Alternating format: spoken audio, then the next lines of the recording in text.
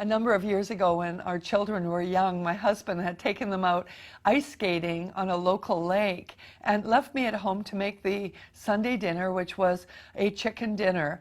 And I had one chicken that I was preparing for the family and some vegetables and that. But when he came home, it was a surprise, surprise. There was a whole bunch of guests with him that he had met at the lake while skating.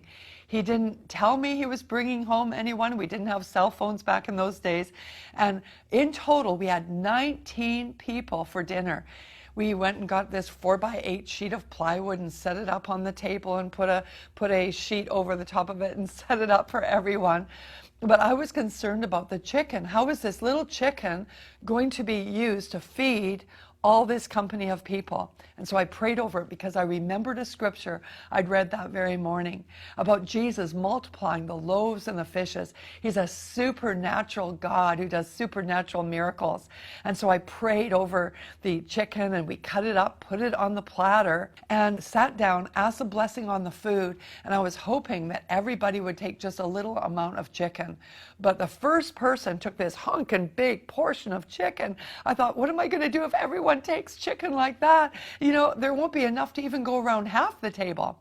The next person also took a very large, extremely large portion of chicken. And the third person, I was having an internal panic attack when all of a sudden I noticed that the platter of chicken seemingly had the same amount of chicken on it as when we started. And it just went from person to person to person to person, came all the way around to me after 19 people had served up plates full of chicken, and it still had a full platter of chicken.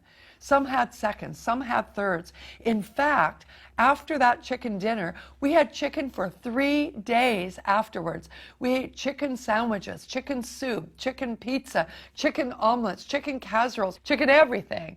That one incident gave me courage and faith to believe for many more miracles of provision on the mission field. We've seen God do amazing things. He is the same yesterday, today, and forever. Why don't you believe for your miracle?